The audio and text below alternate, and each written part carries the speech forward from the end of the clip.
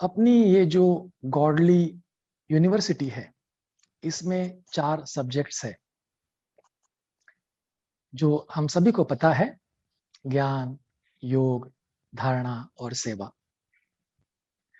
तो इसमें हालांकि सब सब्जेक्ट्स जो है वो इम्पोर्टेंट है, लेकिन इन चारों ही सब्जेक्ट्स में एक सब्जेक्ट जो है योग का, वो सबसे इम्पोर्टेंट है। जैसे लौकिक पढ़ाई में भी अगर हमें इंजीनियरिंग को एडमिशन लेनी है तो हमारा मैथ्स स्ट्रांग होना जरूरी होता है। अगर हमें मेडिकल की पढ़ाई करनी है तो हमारा बायोलॉजी स्ट्रांग होना जरूरी होता है। तो अगर हमें अपने इस गॉडली यूनिवर्सिटी में राजयोगी नंबर 1 स्टूडेंट बनना है तो हमारा योग स्ट्रांग होना बहुत जरूरी है।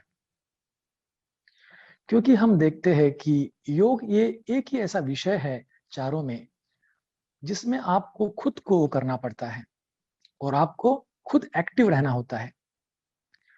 बाकी जो तीनों सब्जेक्ट्स है उसमें आप अगर थोड़े बहुत पैसिव रहे भी तो भी काम चल जाता है।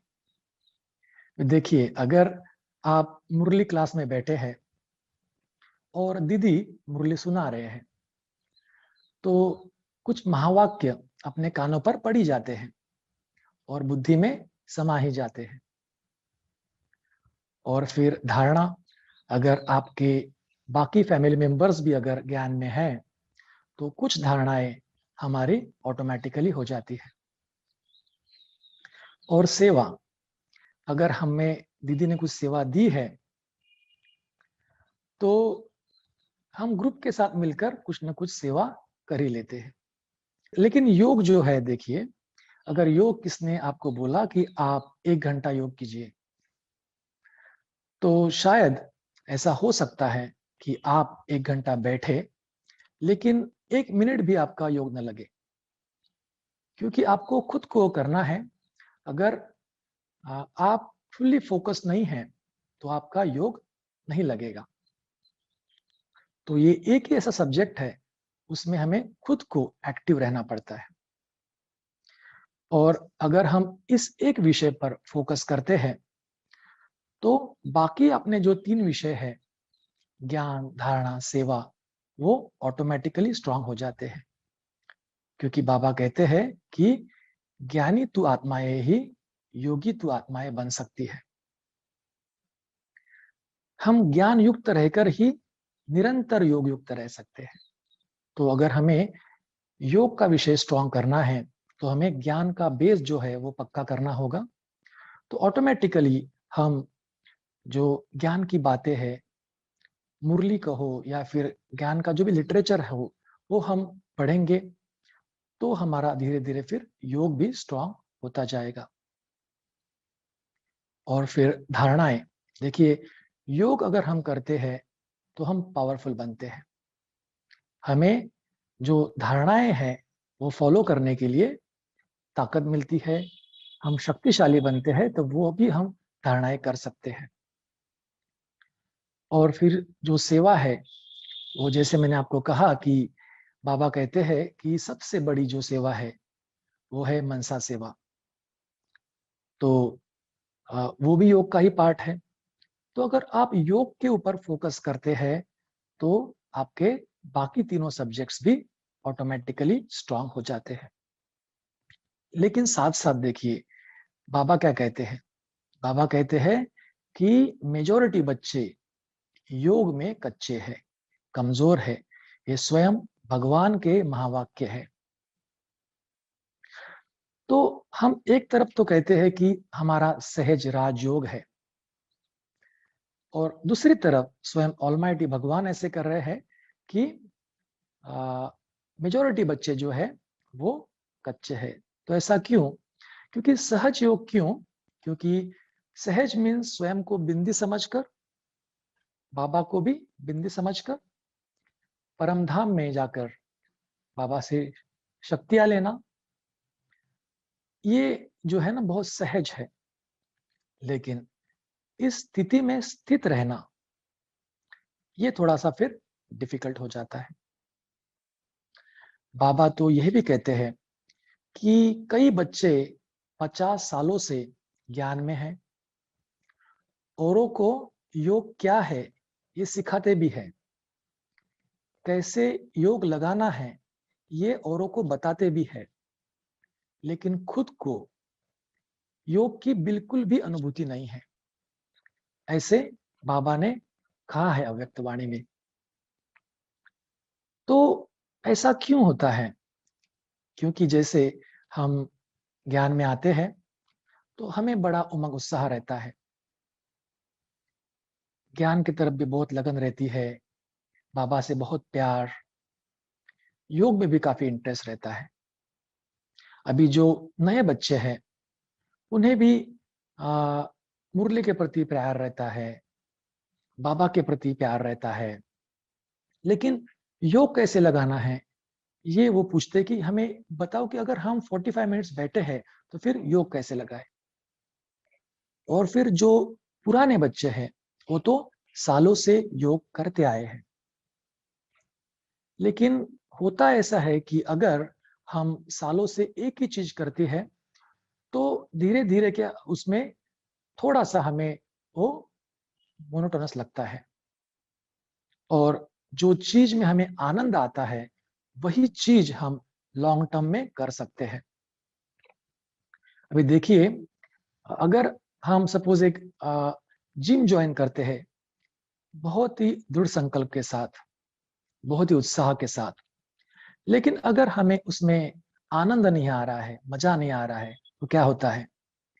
फिर 8 दिन के बाद में, 15 दिन के बाद में, 1 महीने के बाद में हम वो छोड़ देते हैं। तो कहने का भाव ये है कि हम जो भी कर रहे हैं उसमें अगर हमें आनंद आ रहा है तो ही हम वो लॉन्ग टर्म में कर सकते हैं। तो हम तो योग कर ही रहे हैं, लेकिन बहुत बार ऐसे होता है कि हम कुछ स्पेसिफिक टॉपिक पर ही योग करते हैं, विषयों पर। तो एक तो है कि हम बाबा से रूरिहान करते हैं, फिर स्वयं को बिंदु समझकर परमधाम जाकर बिंदु बाबा के साथ में बैठ जाते हैं और बाबा से शक्तियां प्राप्त करते हैं।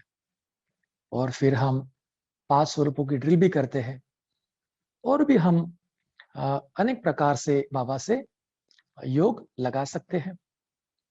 लेकिन होता ऐसे है कि अगर हम यही चीज बार बार रोज रोज करें तो फिर जैसे मैंने कहा कि थोड़ा सा मोनोटोनस होता है, और फिर किस किस को बोरिंग भी लग सकता है।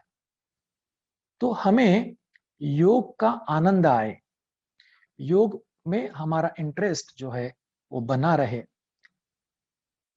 इसके लिए हमें क्या करना होगा? तो आज हम यही देखने वाले हैं कि हम योग को कैसे इंटरेस्टिंग बनाएं, योग को कैसे क्रिएटिव बनाएं, और योग को कैसे इफेक्टिव बनाएं, कैसे हमारा योग इफेक्टिव हो। और फिर हम ये भी देखेंगे कि कैसे हम अपना योग का चार्ट बढ़ाएं। तो देखिए, हमें अगर योग को इंटरेस्टिंग बनाना है तो हमें जो योग के विषय है, जो टॉपिक्स है, उसमें वैरायटी लानी होगी, उसमें विविधता लानी होगी। तो उसमें से फर्स्ट है कि हम रोज एक योग की स्थिति लेकर योग करें। तो बाबा ने तो इसके ऊपर बहुत सारी अव्यक्त वाणियां भी चलाई है, साकार वाणियों में भी बाबा हमेशा बताते रहते हैं। तो योग की फर्स्ट जो स्टेज है, स्थिति है, वो है सोल कॉन्शियस स्टेज, आत्म अभिमानी स्थिति, या फिर देही अभिमानी स्थिति। तो ये जो दो स्थितियां हैं, जो दो स्टेजेस है, ये आत्मा से रिलेटेड है। हम इसे इस तरह भी डिवाइड कर सकते हैं कि ये दोनों स्थितियां हैं वो आत्मा से रिलेटेड है, सोल से रिलेटेड है।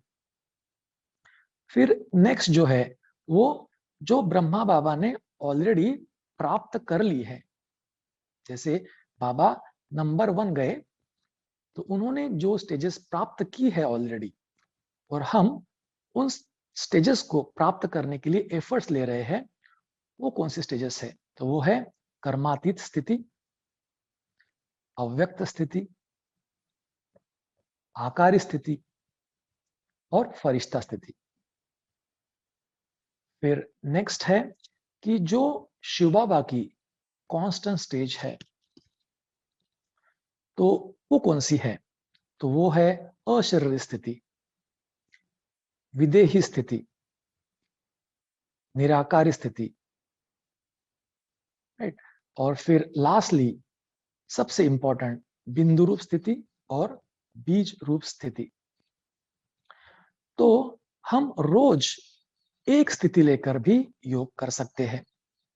बाबा इसके बारे में हमें हमेशा कि कैसे इस स्टेज में हम स्थित हो सकते हैं और इससे क्या प्राप्ति होती है, ये हमेशा हमें बताते रहते हैं।